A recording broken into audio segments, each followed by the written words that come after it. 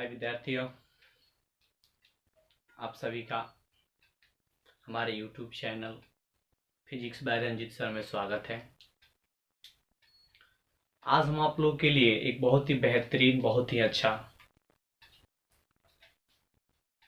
Point का video बनाए हैं। आप लोग इस वीडियो को पूर्ण रूप से देखिएगा, देखने को बहुत कुछ मिलेगा। इसमें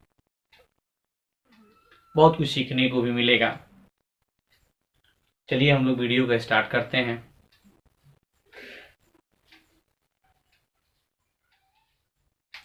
आज का पॉइंट है लेंस के। हेडिंग डालिए, कॉपी कलम लाकर लाइए, लेकर हो जाइए तैयार और हेडिंग डालिए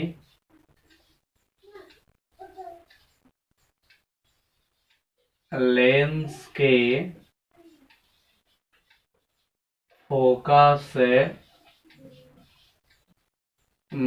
दूरी के लिए न्यूटन का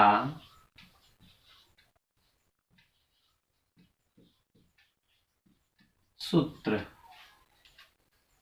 लेंस के फोकस दूरी के लिए न्यूटन का सूत्र।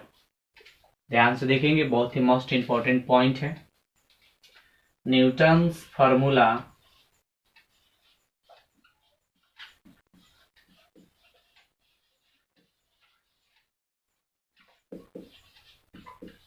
for the focal length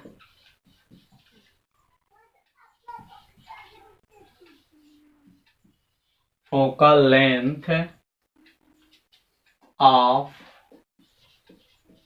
lens. लगाइए हेडिंग, लगाइए आप लोग। आज का पॉइंट है लेंस की फोकस दूरी के लिए न्यूटन का सूत्र। Newton's formula for the focal length of lens. Lens के लिए न्यूटन ने एक फॉर्मूला दिया था, उसी फॉर्मूला को आज हम लोग स्टडी करेंगे। पहले उसको हम लोग सत्यापित करेंगे, साबित करेंगे और तब उस पर कुछ आगे प्रश्न बनाएंगे। देखिए, लेंस के फोकस दूरी के लिए जो न्यूटन का फॉर्मूला है, इसको सत्यापित करने के लिए सबसे पहले एक हम लोग लेंस ले लेते हैं। सपोज दैट मान लेते हैं कि यह एक पतला उगता लेंस है। यह लेंस का प्रधान अक्ष, प्रिंसिपल एक्सिस। इस लेंस का ये प्रथम फोकस है, इसको हम लोग मान लेते हैं F1। और इधर ये द्वितीय फोकस है F2, ये इसका मध्य भाग है। तो ये प्रकाशीय केंद्र हो जाएगा, जिसको हम लोग O से इंडिकेट कर देते हैं। हम लोग जानते हैं कि प्रकाशीय केंद्र और F1 के बीच की दूरी को प्रथम फोकस दूरी कहते हैं।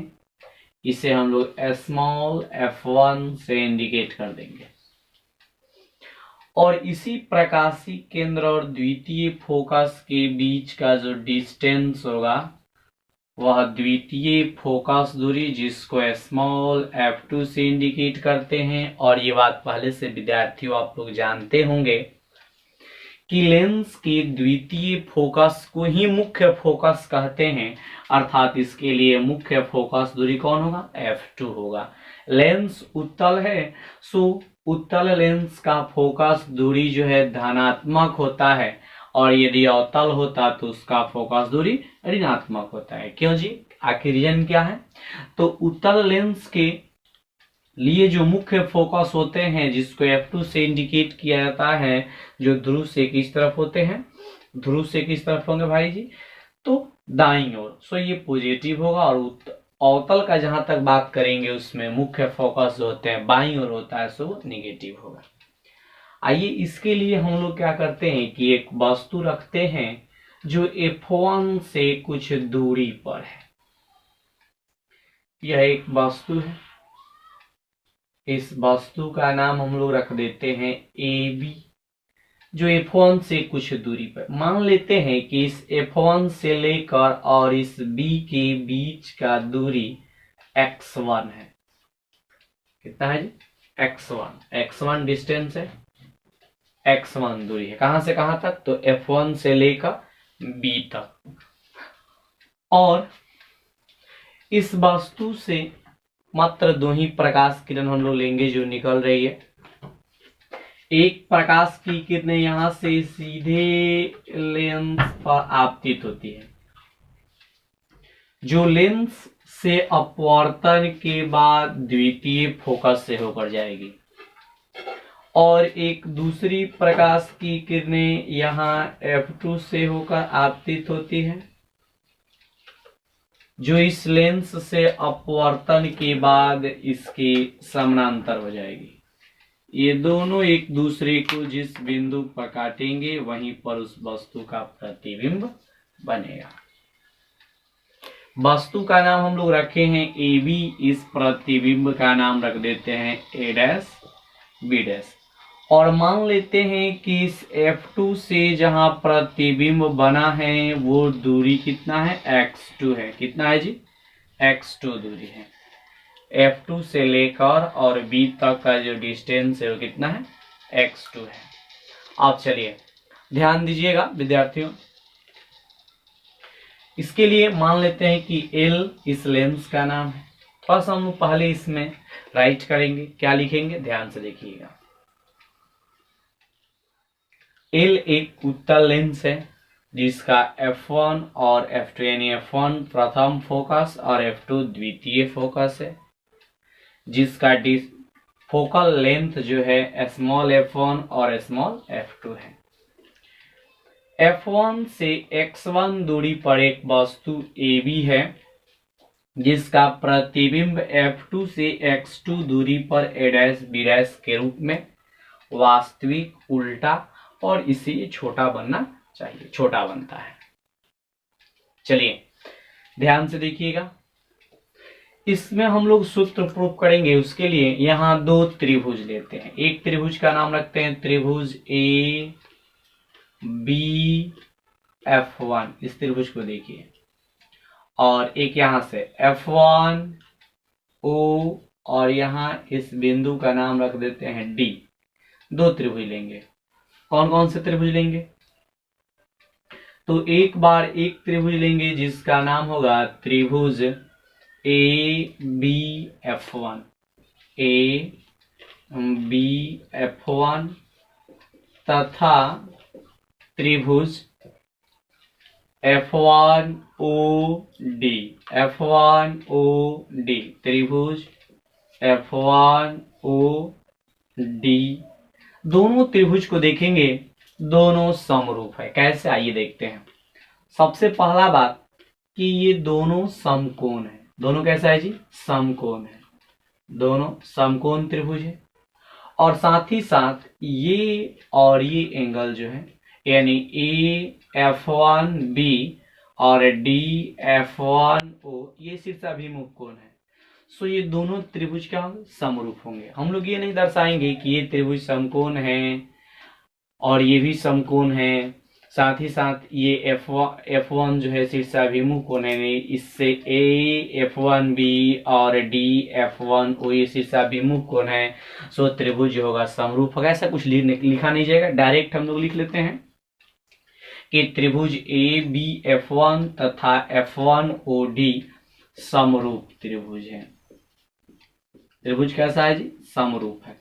अब जब त्रिभुज समरूप होगा तो दोनों के लंब का अनुपात आधार के अनुपात के बराबर होगा। चलिए पहली का लंब कितना है भाई, AB, तो ये AB बराबर होगा AB बटा OD, इसका लंब हो गया OD बराबर होगा। इसके आधार कौन है, BF1, और इसका आधार कितना है F1O के।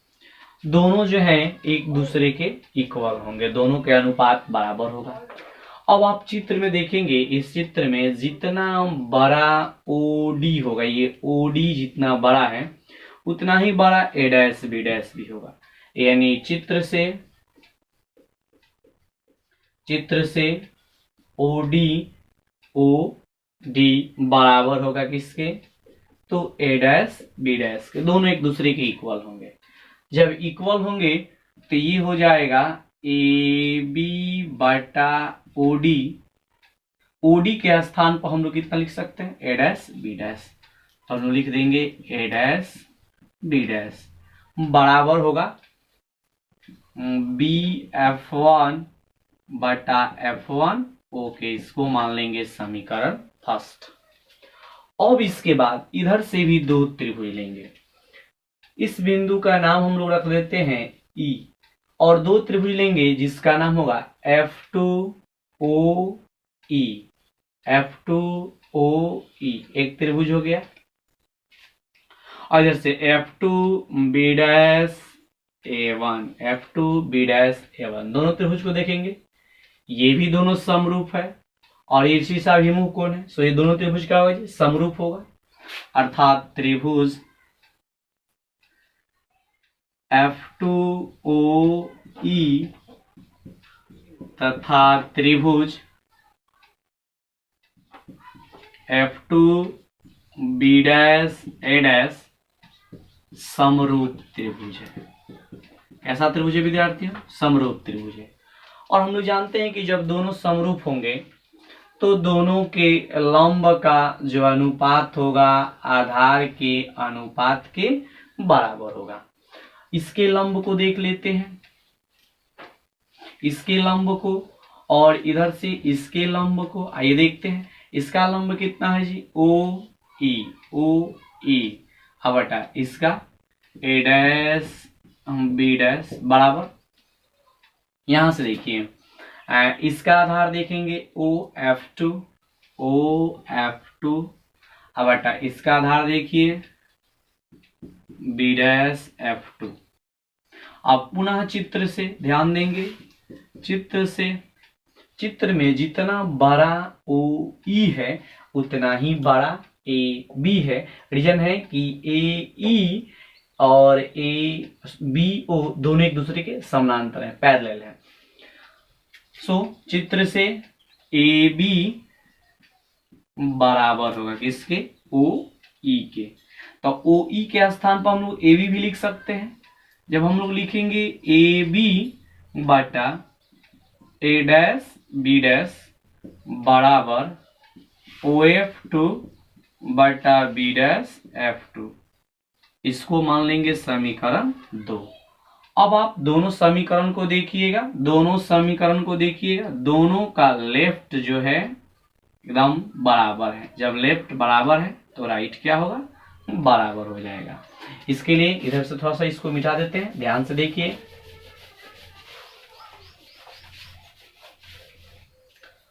समीकरण 1 तथा 2 से, समीकरण 1 तथा 2 से दोनों का लेफ्ट बराबर है, सो राइट क्या होगा जी, बराबर होगा। पहले का राइट कितना है, BF1 बटा F1O बराबर, इधर दूसरे का राइट कितना है, OF2 बटा B डैश F2। अब चलिए चिन्ह परिपाटी से साइन कन्वेंशन के अनुसार सभी का मान रखते हैं। पर देखते हैं BF1 को, BF1 इसका मान कितना है जी, x1 है, तो हम लोग रख लेंगे x1। और ये देखिए ये जो पॉइंट है ध्रुव से बाईं ओर है, तो ये माइनस में होगा, यानी हो जाएगा -x1। उसके बाद F1O इसका मान कितना है, F1 है, स्मॉल f1, और ये भी माइनस में होगा, इक्वल टू, आगे बढ़ते हैं OF2 को देखिए, OF2 ये मान कितना है, F2 है केवल, तो ये हो गया F2 आबाटा में। B डैश F2 को देखिए, B डैश F2 इसका मान कितना है जी, x2 है, x2, ये माइनस माइनस प्लस हो जाएगा। अब इसके बाद इसको ऐसे लिख सकते हैं, x1 बटा F1 इक्वल टू F2 बटा x2, क्रॉस मल्टीप्लाई कर देंगे x1 से x2 में, x1 इंटू x2 बराबर F1 इंटू F2। ये जो फॉर्मूला आप देख रहे हैं वो न्यूटन का सूत्र है लेंस के फोकस दूरी के लिए। लेंस के फोकल लेंथ के लिए ये न्यूटन्स फॉर्मूला है। ध्यान से देखिएगा, यदि लेंस की दोनों तरफ, इधर भी और इधर भी, दोनों तरफ, ध्यान से सुनिए इस बात को, लेंस की दोनों तरफ का माध्यम समान होगा, तो जब माध्यम समान होगा तो ये F1 बराबर होगा किसके, F2 के, लेकिन थोड़ा सा अंतर होगा। अंतर क्या होगा कि यदि F1 इधर से देखेंगे, इधर से F1 तो किस में है जी, माइनस में होगा। आइए F2 किस में होगा, तो F2 जो होगा प्लस में होगा। अब इस कंडीशन में हम लोग F1 बराबर लिख सकते हैं माइनस F2 के। दोनों एक दूसरे के बराबर हैं लेकिन अपोजिट है, अपोजिट है तो एक माइनस में होगा और एक प्लस में होगा। या फिर हम लोग ऐसे भी लिख सकते हैं कि F2 बराबर माइनस F1। और इस सिचुएशंस में ध्यान से देखिएगा, x1 x2 इसको ऐसे भी लिख सकते हैं, minus F1 equal to F2। अब चलिए, जब minus F1 equal to F2 हो जाएगा तो F1 इक्वल टू भी माइनस F2 लिख सकते हैं, कोई प्रॉब्लम नहीं। अब इस सिचुएशंस में यहां देखिए, x1 x2 बराबर F1 के स्थान पर हम लोग माइनस F2 लिख सकते हैं। तो ये एक माइनस F2 N2 में F2, जब दोनों को मल्टीप्लाई कर देंगे तो ये फॉर्मूला हो जाएगा x1 x2 बराबर माइनस F2 के स्क्वायर। ये जो फॉर्मूला आप देख रहे हैं ये लेंस के फोकस दूरी के लिए है, जिसको किसने दिया था जी, न्यूटन ने। बस इस वीडियो को आप लोग आसानी से देखिए शुरू से, और देख करके आप इसको कॉपी में नोट कर लेंगे। और इसके बाद का जो पॉइंट होगा हम लोग का बहुत ही मोस्ट इंपॉर्टेंट पॉइंट है, लेंस से विचलन पढ़ाएंगे आप लोगों को, लेंस से विचलन। सो आप लोग इसको नोट कीजिए पहले।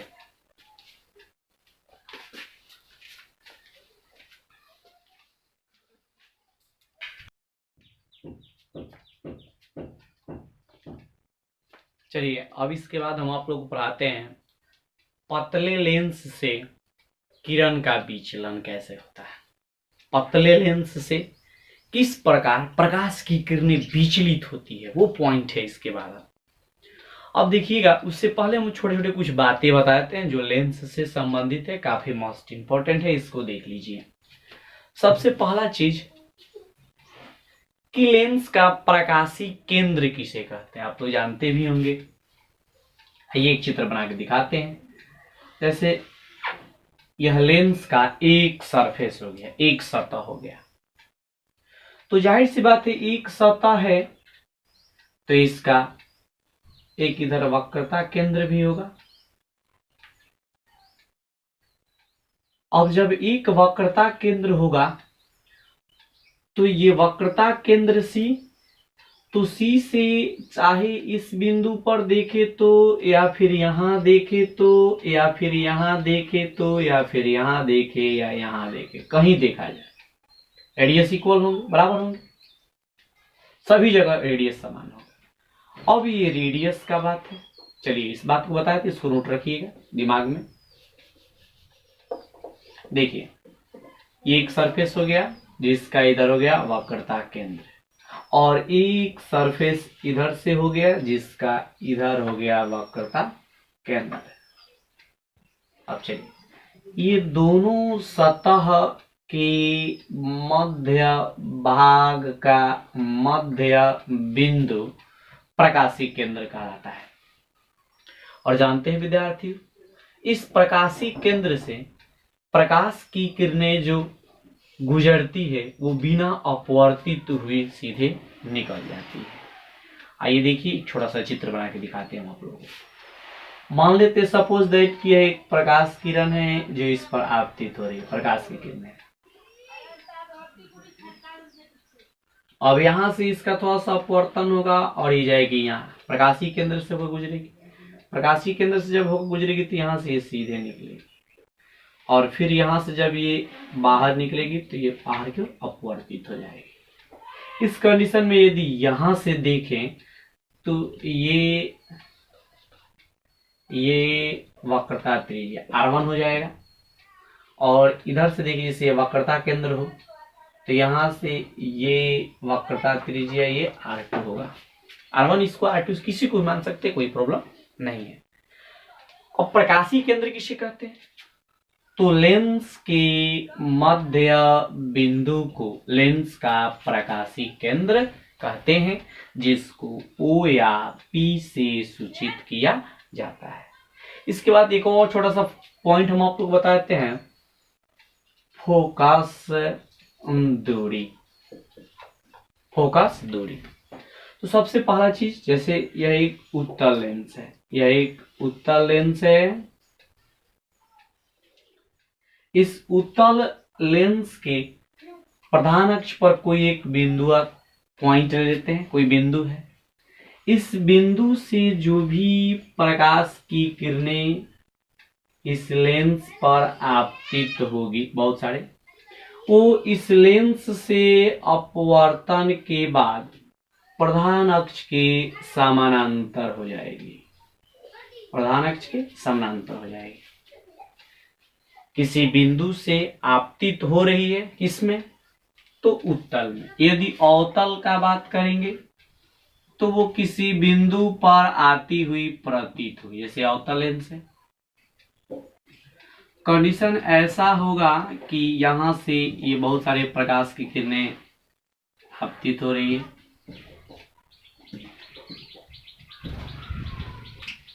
ये इसको यदि हम लोग डॉट डॉट यहां से, तो समानांतर हो जाएगी अपवर्तन के बाद। लेकिन इसको काल्पनिक तौर पर यदि डॉट डॉट करके पीछे की ओर बढ़ाएं तो ये किसी बिंदु पर आपतित हुई, आती हुई प्रतीत हो रही है।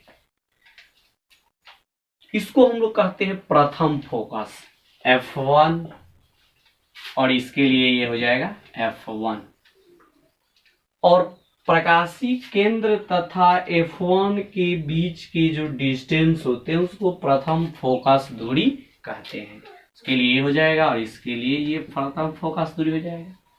तो इसमें दो परिभाषा हम आप लोग बताएंगे। पहला कि प्रथम फोकस किसे कहते हैं, और उसके बाद प्रथम फोकस दूरी किसे कहते हैं। तो लेंस में किसी बिंदु से आपतित प्रकाश की किरणें लेंस से अपवर्तन के बाद प्रधान अक्ष के समानांतर हो जाए, प्रधान अक्ष के समानांतर हो जाए, या किसी बिंदु पर आपतित प्रकाश की किरणें लेंस से अपवर्तन के बाद प्रधान अक्ष के समानांतर हो जाए, तो उस बिंदु को हम लोग प्रथम फोकस कहते हैं, जिसको F1 से इंडिकेट करते हैं। अब बात है द्वितीय फोकस का। द्वितीय फोकस यानी सेकंड फोकस किसे कहेंगे, इसको भी देख लेते हैं। सेकंड फोकस किसे कहेंगे, द्वितीय फोकस किसे कहेंगे हम लोग।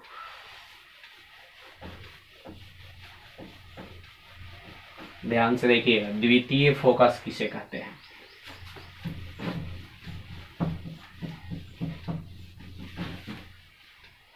तो प्रधान अक्ष के समानांतर आपतित प्रकाश की किरणें, उसके लिए पहले एक उत्तल लेंस और एक अवतल दोनों बना के दिखाएंगे। प्रधान अक्ष के समानांतर आपतित प्रकाश की किरणें लेंस से अपवर्तन के बाद प्रधान अक्ष के जिस एक बिंदु पर एकत्रित होती है उसी को हम लोग द्वितीय फोकस कहते हैं।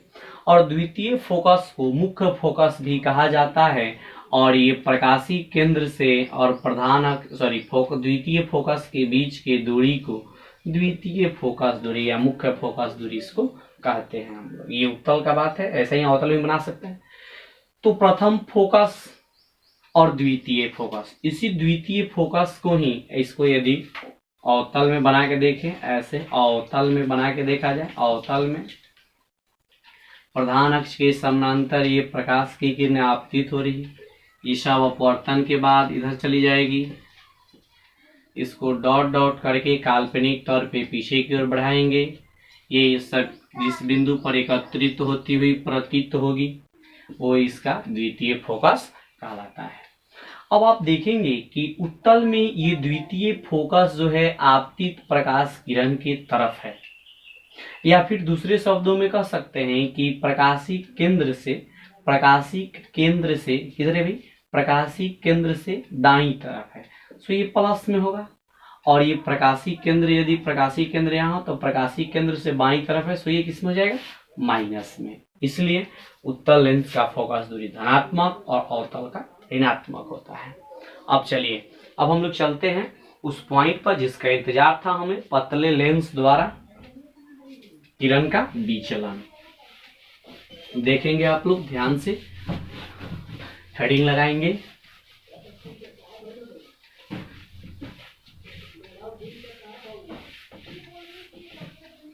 हेडिंग लगाइए, पतले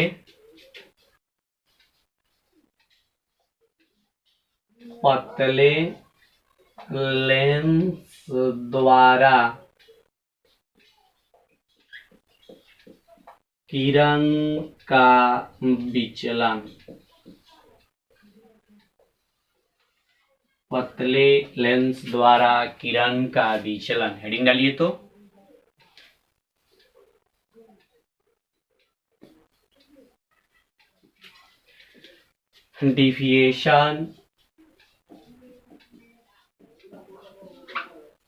deviation of ray by a thin lens, पतले लेंस द्वारा किरण का विचलन। चलिए इसके लिए हम लोग एक पतला उत्तल लेंस बनाते हैं। यह एक पतला उत्तल लेंस है, ये लेंस का मध्य भाग हो गया, ये इसका प्रधान अक्ष, तो ये प्रकाशीय केंद्र P या O किसी से इंडिकेट कीजिए। अब इस प्रधान अक्ष पर एक कोई बिंदु वस्तु है जिसका नाम रख देते हैं O। इस बिंदु वस्तु O से एक प्रकाश की किरण लेंस पर आपतित हो रही है। जिस बिंदु पर आपतित हो रही है उस बिंदु का नाम रखते हैं A। लेंस से अपवर्तित होगी और किसी एक बिंदु पर पहुंचेगी। मान लेते हैं पहुंच रहे कहां, तो बिंदु I पर। सुनेंगे पहले कि लेंस से विचलन किसे कहते हैं। जैसे आपसे क्वेश्चन किया जाए कि लेंस से विचलन क्या है, लेंस से विचलन को परिभाषित कीजिए, तो देखिए कैसे परिभाषित करेंगे।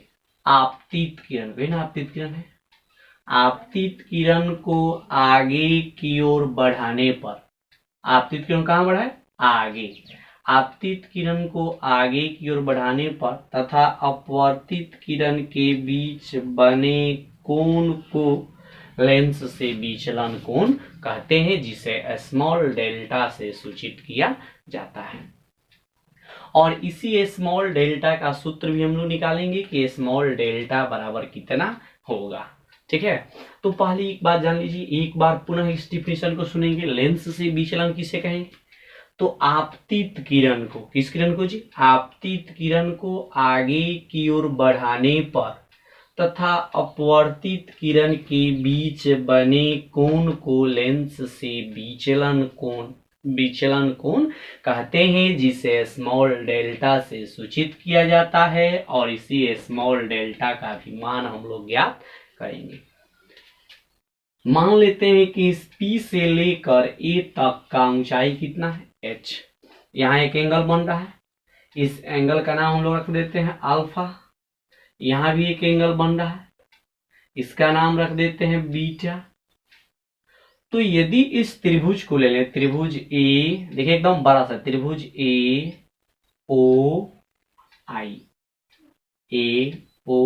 AOI, इसमें बहिष्कोण कौन है जी, डेल्टा।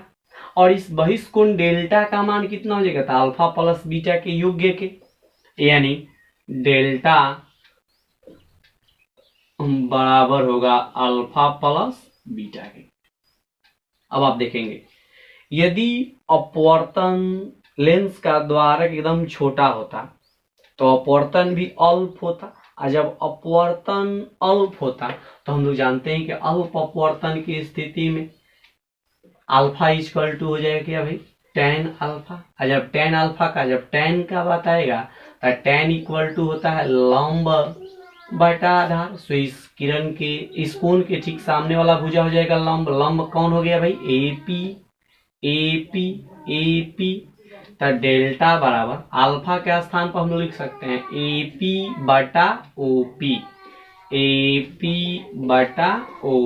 प्लस बीटा, यहाँ एंगल बन रहा है बीटा, इसके सामने भुजा कौन है, AP, इसके लिए आधार कौन हो जाएगा, IP, यानी AP बटा IP। अब देखेंगे डेल्टा, दोनों में AP है, हम लोग AP को कॉमन लेते हैं, बचे कितना 1/OP प्लस 1/IP। आगे बढ़िए, देखिए विद्यार्थियों, डेल्टा इक्वल टू AP को देखिए AP जिसका मान कितना है जी H, तो ये हो गया H। अब इसमें देखिए OP, साइन कन्वेंशन यूज कर दीजिए, चिन्ह परिपाटी OP O पर वस्तु रखे हैं, आप P प्रकाशीय केंद्र है, तो प्रकाशीय केंद्र से लेकर और जहां वस्तु रखे हैं उस दूरी को वस्तु दूरी कहते हैं, जिसको U से सूचित करते हैं।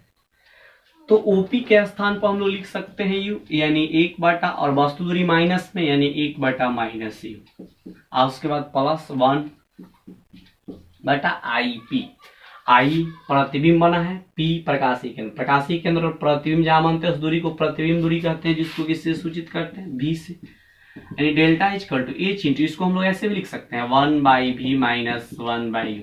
हम लोग लेंस सूत्र जानते होंगे, 1/V minus 1/U equal to 1/F, so delta equal to H बटा कितना हो जाएगा F। ये डेल्टा का फॉर्मूला हो गया। ये विचलन कोण जो होता है इस ऊंचाई पर डिपेंड करता है, किस पर डिपेंड करता है, ऊंचाई पर, और साथ ही साथ ये विचलन कोण फोकस दूरी के व्युत्क्रमानुपाती होता है। तो इस प्रकार पतले लेंस द्वारा किरण का विचलन होता है, और इस सूत्र, इससे यही सूत्र निकलता है, डेल्टा इक्वल टू H/F। सो इसको आप लोग आसानी से उतार लीजिए, और बस आज की इस वीडियो में हम लोग इतना ही रंग देते हैं, फिर हम लोग नया वीडियो कल बनाएंगे। धन्यवाद इस वीडियो को देखने के लिए, और एक काम और करेंगे कि इस वीडियो को जरूर अपने सहपाठियों मित्रों के पास इसको सेंड करेंगे, क्योंकि बहुत सारे ऐसे विद्यार्थी जिनको ये पता नहीं है कि हम लोग क्लास जो ऑनलाइन चल रहा है, सो आप लोग इस वीडियो को दूसरे के पास भी शेयर कर देंगे, और एक कमेंट और एक लाइक करके जरूर बताएंगे कि क्या कैसा लगा वीडियो आपको। थैंक यू, धन्यवाद।